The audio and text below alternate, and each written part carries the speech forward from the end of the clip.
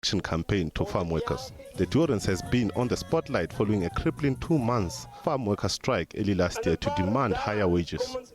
The provincial leaders, Marius Fransman, says land reform is one of the ANC's key issues in the province.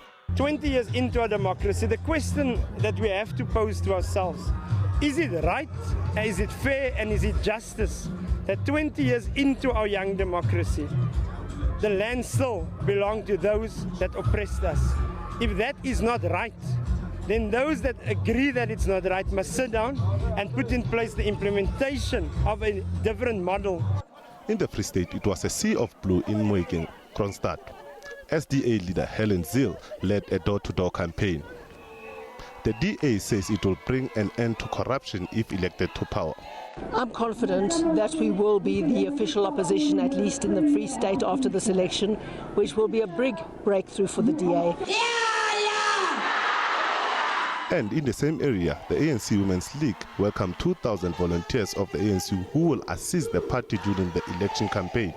They are largely from the Fezile Dabi region. This actually shows that the ANC is growing and the ANC's support is being converted into membership, as we are seeing here today.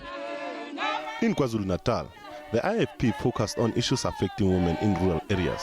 The party was on a campaign trail in the rural area of KwaMaphumulo, north of Durban.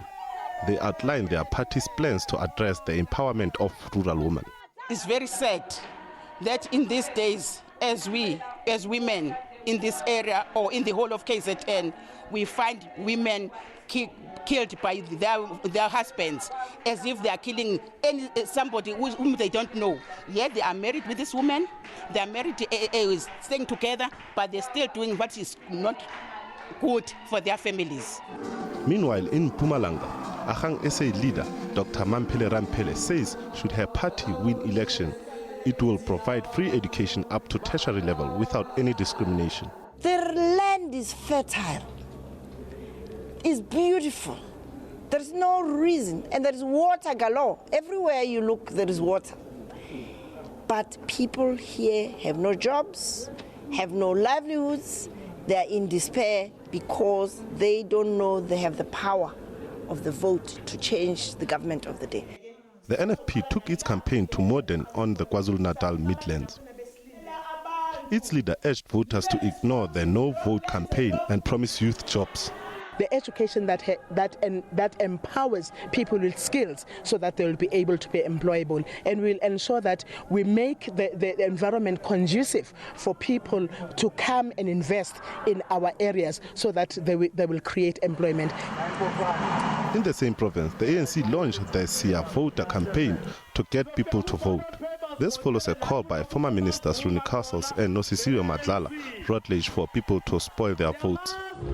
In the last few days, we believe that as the African National Congress in KwaZulu-Natal, we have demonstrated that the ANC is powerful. Powerful in the sense that in our intercultural show in Chatsworth, the ANC almost brought the whole of Chatsworth to a standstill. UDM leader Bantu Holomisa has called on government to prioritize on infrastructure spending in the country. Holomisa was addressing an election rally in Mdeni village outside Mthatha in the Eastern Cape. We need to integrate the infrastructure of the townships and the former homelands into the developed infrastructure which we inherited in 1994 from the Afrikaners. Political parties are working hard to make inroads into each other's territory. Nhlanhla Khatlane, SABC News.